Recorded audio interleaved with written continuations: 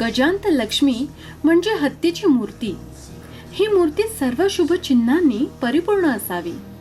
तिचा उजवा पाय पुढे म्हणजे प्रगतीचं लक्षण.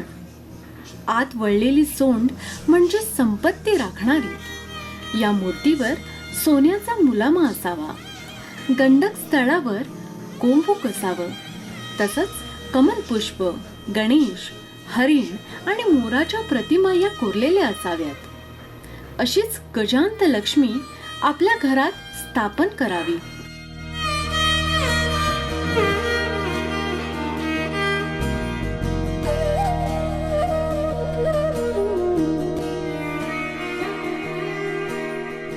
गजांत लक्ष्मी मूर्ती संदर्भात जर सांगायचं झालं तर गजांत लक्ष्मी मूर्ती ही मी माझ्या घरी 3-4 वर्षापूर्वी ही मूर्ती मी घेतली होती आणि त्या मूर्तीपासून मला बरेच काही फायदे झाले. या मूर्तीपासून मात्र बरेच लोकांचे आर्थिक प्रॉब्लेम जे आता आपल्याला येतात ते बऱ्यापैकी सॉल्व्ह झालेले.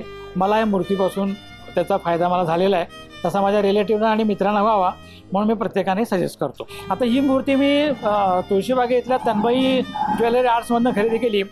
त्या दुकानामध्ये मला एक वेगळीच व्हायब्रेशन मिळाली किंवा त्याचे मालक तिथले आहेत, त्या लेडीज पूजा म्हणून आहेत, त्यांच्याकडे सुद्धा पॉझिटिव्ह व्हायब्रेशन मला मिळाल्या.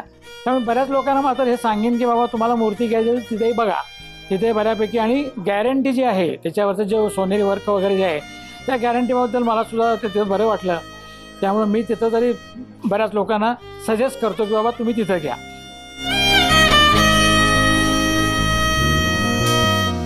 दिवाळीच्या शुभ मुहूर्तावर आपल्या घरात संपत्तीत वाढ होत राहावी, लक्ष्मी आपल्या वास्तूत स्थिर राहावी म्हणून गजांत लक्ष्मी सोबत कामधेनू मिळवण्याची सुवर्ण संधी.